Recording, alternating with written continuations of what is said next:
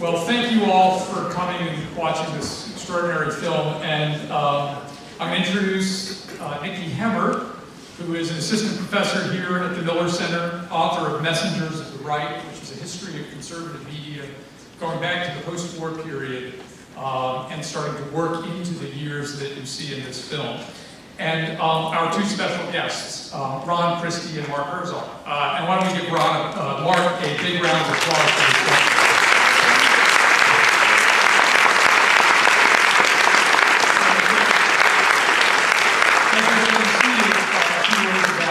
Ron and Mark, as I mentioned before, Ron is an alumni, as are many of us here at the Miller Center, of not only studying presidents but working for them. Ron worked for President George W. Bush. He wrote the book Black in the White House, Life Inside George Bush's West Wing. He's also the author of two other books, including Blackwords, How Black Leaders Hurt, and I actually don't have the full title, but he can tell you a little bit about it, how it holds back the blacks, African Americans in America. And then Mark Herzog, who, as I mentioned before, is a producer. He's produced this extraordinary series of documentaries about the various decades from the 60s to the current, and then produced this one. We're delighted to have you all with us, and Nikki will lead the conversation. All right, well, I thought that I would start off with a question about audience expectations. This is a film that's being viewed, 50 years after 1968, but in a very specific context of 2018. How do you deal with the kind of context in which your audience is watching this special? Well, thank you for having me here. When we started out the Decade series, if anybody saw the Decade series on CNN, one of the things that we wanted to do was use the archival footage at the time. Historians talking about it, there was no narration. We would really just let the footage play. And one of the things that we specifically wanted to do, we did not want to comment on today. We wanted those moments in the footage, the archival footage, to just present itself. And the reaction we got on social media, people talking about it, was like, oh my God, that's just like today. We didn't do a thing. I mean, I was saying backstage, did the Electoral College go away? And did Nixon bring respect to the presidency? Those were moments that we just found while digging into the footage and said, well, that has to go in there. What about you, Ron? What do you make of those comparisons, which I think have been pretty rampant over the past year, about the comparisons between the current politics of today and 1968? Well, Nikki, I have to say that, and good evening to all of you. As one who worked on then Governor Bush's re-election, who worked on his election at night debacle of hanging chads, swinging chads, and actually going down to Florida, listening to the moderator discuss the Electoral College. I hope this is the last year we have the Electoral College.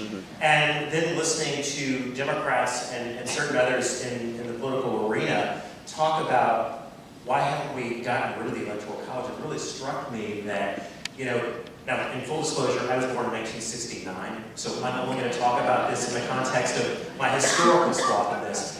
But it's amazing how history seems to repeat itself. Right? And not only with the Electoral College, but I looked at this documentary as the intersection of race and politics.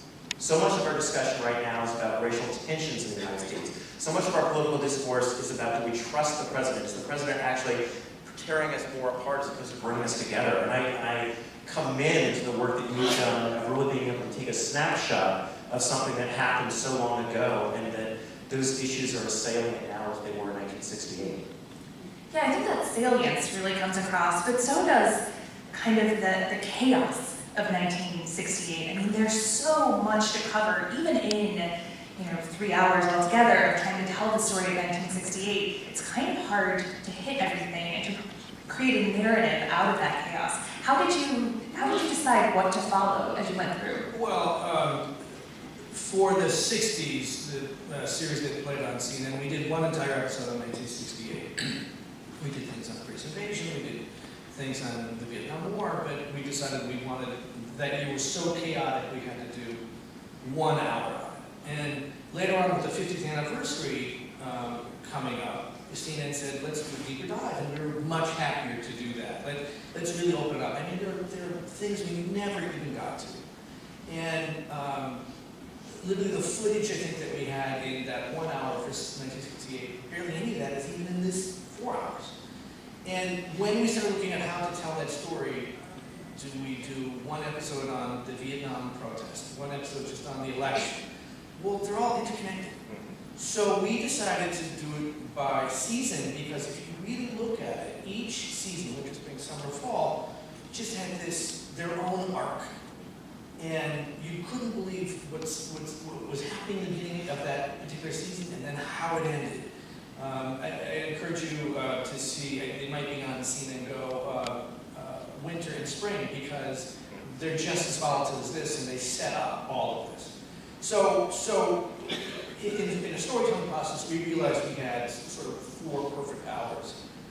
And I was saying to Ron at backstage that we ended it with, I think, something hopeful, because you needed that after seeing all that chaos. And certainly from Tom's perspective, he loved the idea of that Christmas reading and all that. And very much that's what we want to do. We want to end with a happy note. Yeah, that happy note was much welcome relief. I mean, what do you make of the consequences of all this? If you keep your historian hat on, what comes next in a way? What are the results of all of this? You know, I have to say, what comes next, I find it fascinating of people finding ways to release some of the tension that they have about politics. And where did you find this in 1968 with the Olympics in Mexico City, as well as the National Football League now? And I thought it was so revealing that these athletes knew that they were taking a courageous stand. And whether you agree with Colin Kaepernick or you agree with the NFL players, they're clearly making a stand. But the 2 gentlemen that we see in the documentary, they knew what the stakes were. They knew that their careers could end. And as a consequence, of course, Colin Kaepernick hasn't been signed to fight an NFL team for a number of years. And it just makes you reflect, what do I take away from the historical thing?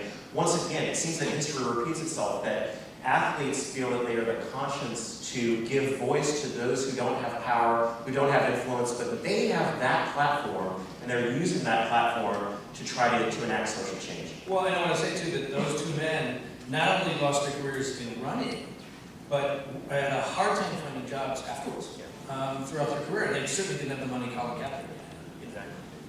Yeah, I would say that's probably the biggest change, is that now there are corporations on Kaepernick's side, something that they didn't have. They didn't have. Yeah. Those are 2 characters who are very vivid, even for being on screen for such a short amount of time. You do have some really compelling characters in this series. Who was your favorite? Well, I mean, first of all, just from an incendiary thing, George Wallace, obviously. Did he remind you of anybody? That was the most interesting thing to me. I think politically, and again, not getting the conflict, I think he was much smarter than Trump in terms of how he really went after it. He also had an ego that, as we showcase, took him in the wrong direction, and certainly picking Curtis LeMay over Colonel Sanders. If only he could have gotten Colonel Sanders, it would have all turned out so good. I do think that's right. I think that's what's so compelling about seeing George Wallace on film, is that for most of us, we know Wallace through history classes and through reading about him, and you don't necessarily get beyond the caricature of Wallace that you see when he's on the stump. Certainly he fulfills a lot of the stereotypes, but there is sort of an intelligence in his eyes that you can see him kind of plotting as he goes along. Yeah. What about LBJ? I think it was noticeable that in at least these 2 seasons, he was by and large not on screen during this. Was that a choice, or was that simply LBJ wasn't important? In obviously winter, we have him. When he makes the decision not to run in early March, therefore setting the stage for everybody else to run, including Humphrey, he does disappear a little bit. Certainly, with the death of Martin Luther King, Bobby Kennedy running, Bobby being assassinated, those definitely took over the headlines. He was still doing things on the war. There was also, Ron would know this best, but through that summer, there was a thought that he was going to maybe think about running and stepping on his own vice president's campaign, and as a last-minute thing, come in to the Democratic convention just like Reagan did in the Republican convention. So we definitely made a choice to sort of pull away because he wasn't really the story. Everybody else was the story, but he was still there. Yeah, it's interesting to listen to the White House tapes from those days where LBJ is constantly, he can't be at the center of the conversation, but back behind the scenes, he and Daley are kind of working their machinations. Well, and also the whole Anna Chenault thing was not known at the time. That's something that was discovered later in the writings, and certainly one of the things that was weird was that he knew about Anna Chenault because he was listening in on Nixon, but he couldn't say that at the time. So all of that was sort of discovered later. It's a little bit false with documentary perspective that we showcased it here. It wasn't common knowledge at the time, but it is now. Well, I think that in talking about the Kennedy assassination and the King assassination, one of the other big images that comes across in the film is that this really was a time of political violence. How did you fit that into kind of the story we tell ourselves about America, that it is democratic and rational, and that we don't have that kind of unreasonable violence in our system?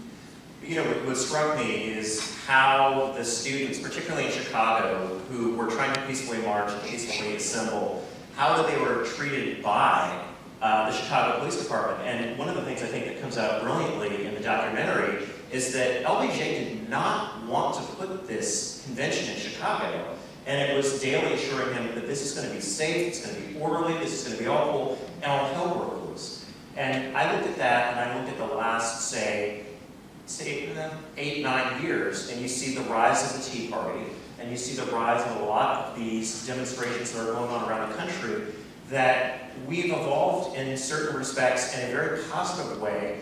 But then again, you see a lot of people out there saying very terrible things. I'm thinking like Obama was born somewhere else, and the rise of birtherism, which of course Donald Trump was one of those who helped move that along. And you say to yourself, so let me get this straight. So America's first African-American president, you're going to criticize him for not being born in the country, and yet stir up some of these, well, let's say dog whistles, that people in the South, that George Wallace's constituency knew what that meant. I wonder if that's stirring up some sort of resentment in a similar manner now.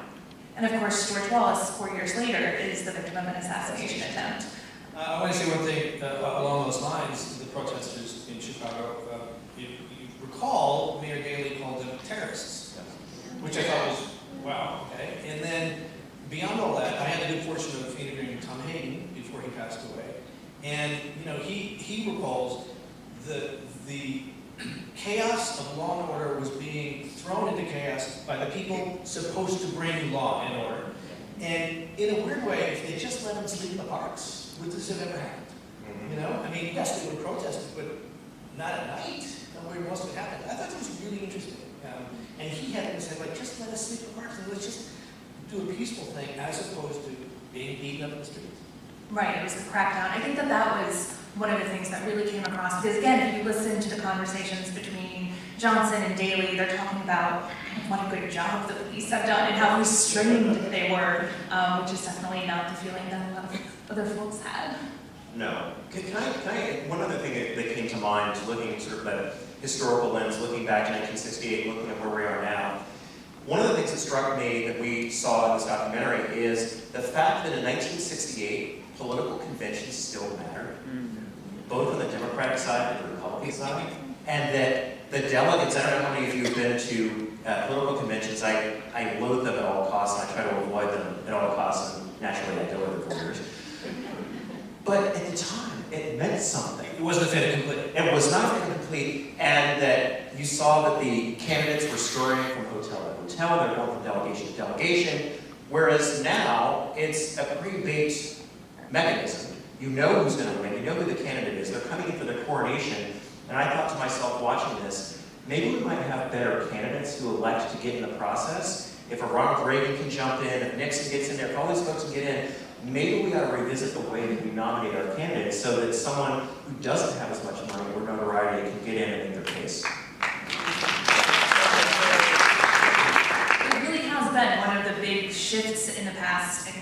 10 years or so where, after 1968, they put in place democratizing steps in order for more people to have a say in who the candidate is, and now more and more people are like, maybe we shouldn't give them quite so much power.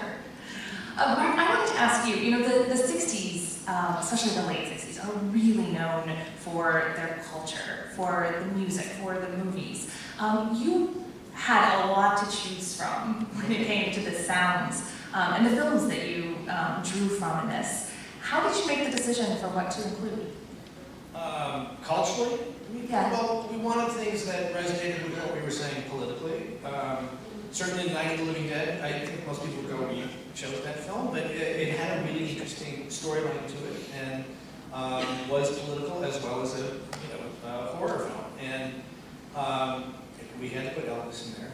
It was his comeback special. That was unique in that we weaved in certain moments, but usually it had to do with something that was going on. For example, in the spring episode, which I encourage you to see, the night of the Oscars was the day that Martin Luther King was assassinated, so they postponed it.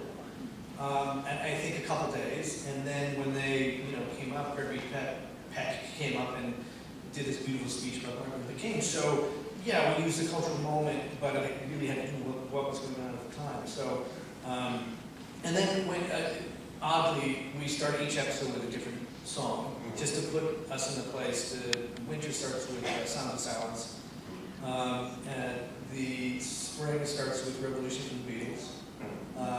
You saw the Chambers Brothers, and then we had to have Sympathy for the Devil. Certainly it was written that year, sung that year, and it was about that year, so that's why we did it.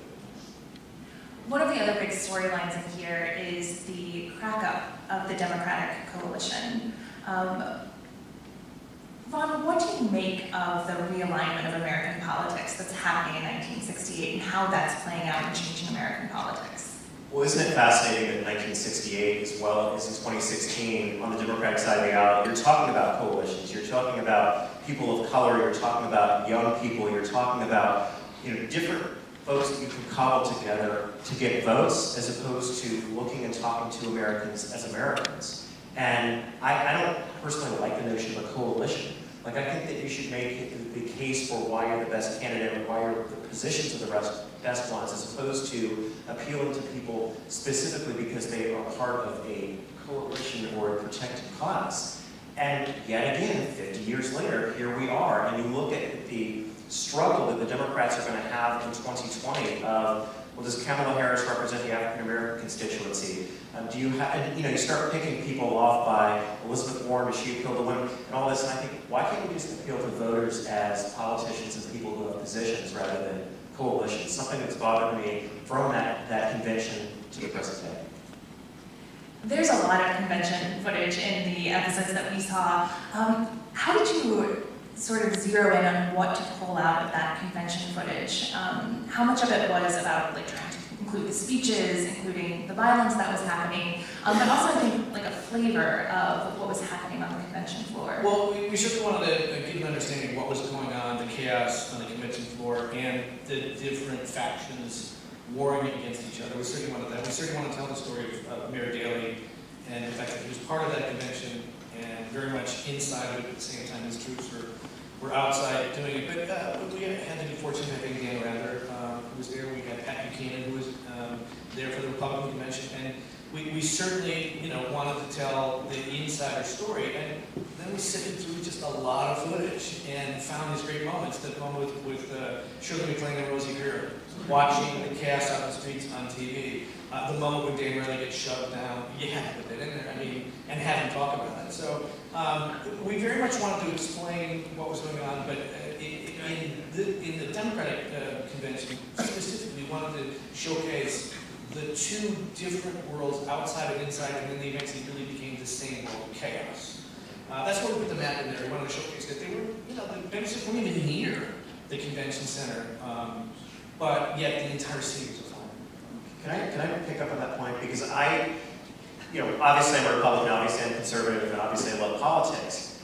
But I watched the scene that you were just talking about with Dan Rather. We all know who Dan Rather is, and you think, wow, look at him on the convention floor. He's just, getting shoved, and he got hit in the solar plexus. And then I watched the president's rallies, around the country, and he always says, fake news, look at them up there, fake news, and he's always sort of pointing to the press. And I just get this fear. I mean, I live in Washington, D.C., I'm the North American political analyst for the BBC, and for being someone who's constantly on television, like, I worry about it. And I worry about it from the sense of, if the President of the United States is telling a certain segment of the population not to like the press, to look at them in a very derisive manner, that you think, well, maybe someone's going to act on behalf of what the President's saying and say, well, they're fake news and they're these terrible people, so maybe I'll take a shot at them. And that jumped out at me watching this documentary of, it happened to Dan Rather. And it happened to Dan Rather at a point in time when journalists were some of the most respected and trusted people in the country, which is a different environment from today, thanks in large part to who won that election. There are parts in the documentary where Richard Nixon comes across as a little bit of a hero, a uniter, right? Especially after the violence of the DNC. How did you handle Nixon's complicated personality? Well, we certainly tried to allude a little bit to his past. We don't really show it, obviously, when he lost the 1960 election and the 62 governorship for California as well. That was what we say about comeback. We allude to it just slightly. But in a real way, that's why he got elected. I mean, razor thin, but he got elected because the Democrats owned the Vietnam War. And that was what was happening. That was the main thrust of the chaos. And so it's not surprising that he won. And certainly he was a well-known figure. So, and he played it, as we also said, straight down the middle and said nothing for the last month and got elected. Sometimes that works. We probably have time for just one more question. So what do you want audiences who watch the whole 1968 series to take from it? I certainly want people who lived through it to go, oh yeah, or more importantly, oh, you know, I didn't know that. That's a great thing for a filmmaker to hear. I also want young people to understand it's been here before, and it will be here in the future. And you know, we have ups and downs and all that, but this was a very volatile year and a very important year. And it certainly changed our politics. 64, you can also say, really changed our politics. We're at the Republican convention. But it really manifested itself in 68. So that's what I want people to do. And hopefully enjoy it as well. All right, well, help me thank Mark Herzog and Ron.